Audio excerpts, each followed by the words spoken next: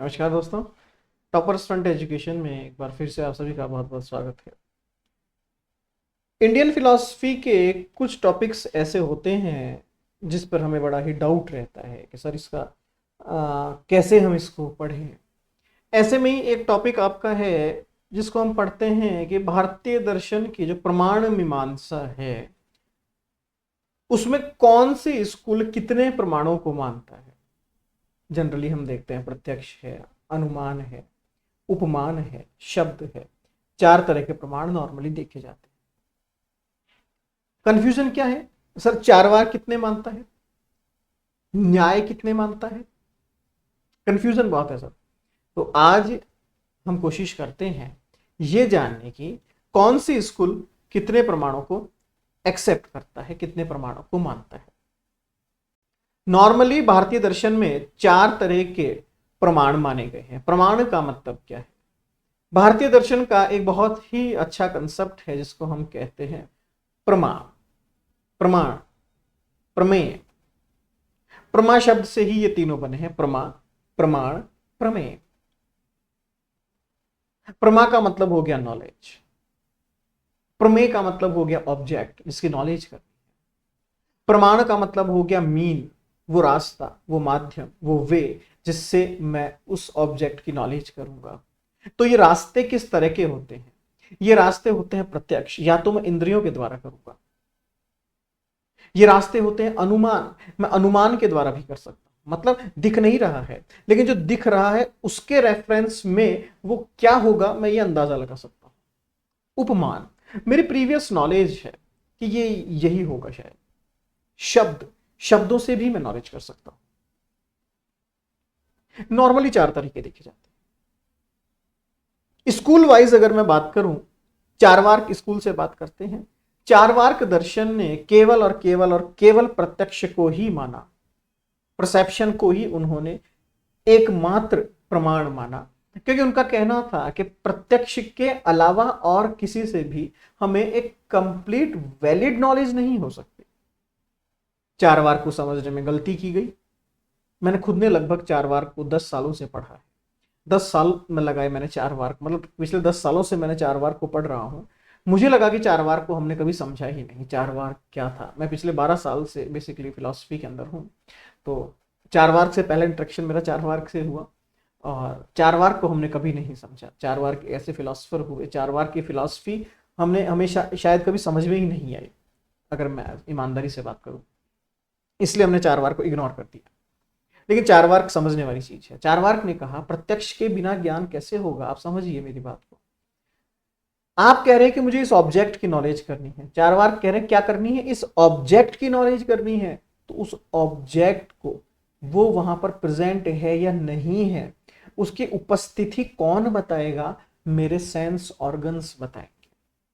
या तो मैं देखूंगा, या मैं सुनूंगा, या मैं सूंघूंगा, या मैं उसे टेस्ट करूंगा, या मैं उसको टच करूंगा। तो उसकी प्रेजेंस उसकी नॉलेज के लिए इंपॉर्टेंट है।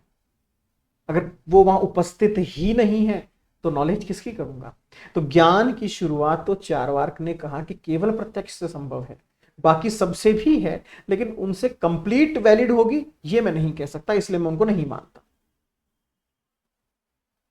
चारवाक के बाद अगर मैं बात करूं आपके साथ वैशेषिक दर्शन की, वैशेषिक दर्शन ने दो को माना कि एक तो प्रत्यक्ष है और एक अनुमान है, बस। सांख्य, योग, विशिष्ट अद्वैत, द्वैत, अगर मैं इनको मानूं तो इन्होंने तीन को एक्सेप्ट किया, प्रत्यक्ष, अनुमान, लेकिन सबसे प्रमुख शब्द, क्योंकि ये वेदों पर आधारित थे। अगर मैं न्याय की बात करूं, न्याय ने चारों को माना, प्रत्यक्ष, अनुमान, उपमान, शब्द, क्योंकि वो लॉजिकल है। अगर मीमांसा की बात करूं तो मीमांसा के अंदर भी कुमारिल भट्ट और प्रभाकर दो हैं। प्रभाकर 5 को मानते हैं, फिर भट्ट उसको 6 कर देते हैं। यहां दो नए शब्द क्या जोड़े गए? अर्थ आपत्ति और अनुपलब्धि। अर्थ आपत्ति का मतलब है जब आपको कोई कंफ्यूजन हो तो आप किसी थर्ड रेफरेंस को बीच में लेकर आना और फिर उससे रिलेट करके आंसर निकाल लेना। अनुपलब्धि का मतलब है जब वो वहां पर है ही नहीं, एब्सेंस, किसी भी ऑब्जेक्ट के एब्सेंस में मैं उसकी नॉलेज कैसे करूंगा? तो यह अनुपलब्धि थी। कुछ स्थानों पर आता है कि अद्वैत वेदांत ने भी अनुपलब्धि को माना। अद्वैत वेदांत भी अनुपलब्धि को मानता है। इसका मतलब कहीं ना कहीं वो भी कुमारिल भट्ट की तरह काम करता है। अगर बुद्धिज्म की बात करूं या बुद्धिस्ट फिलॉसफी की बात करूं कि बुद्धिज्म ने किस किस को एक्सेप्ट किया, तो बुद्धिस्ट भी प्रत्यक्ष और अनुमान के साथ ही काम करेंगे। तो ये सभी स्कूल्स को हमने एक एक करके कि कौन कितनों को एक्सेप्ट करता है, कौन कितनों को नहीं एक्सेप्ट करता है। देखने का नजरिया है दर्शन शास्त्र है।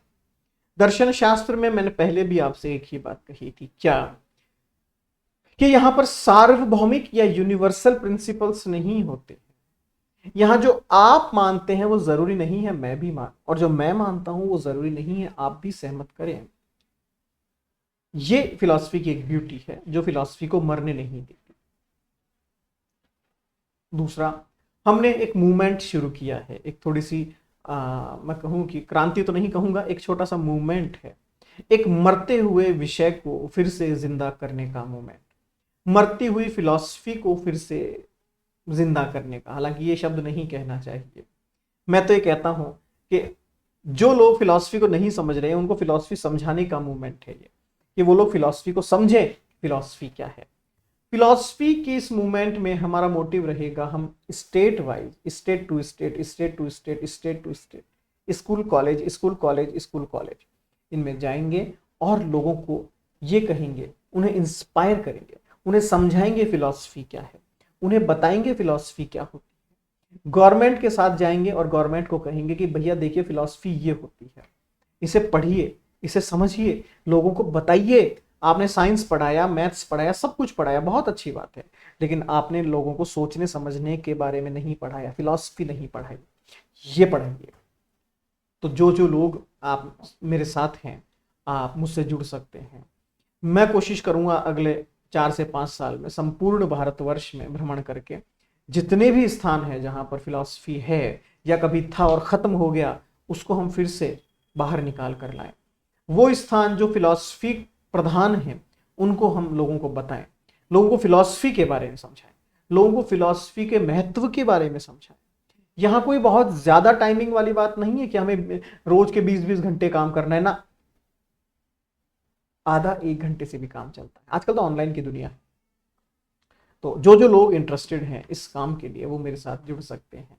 डिस्क्रिप्शन में हमारे ऑर्गेनाइजेशन के नंबर हैं, हमारे इंस्टीट्यूट के नंबर हैं। अगर मैं रहूँगा तो मैं आपसे बात करूँगा, वरना जो और लोग हैं वो आपसे बात करेंगे। तो जितने भी लोग इंटरेस्टेड हैं आप मुझसे जुड़ सकते हैं। ये आपका प्रमाण मीमांसा का टॉपिक था। अगली बार कुछ और टॉपिक लेके आएंगे। बहुत बहुत धन्यवाद।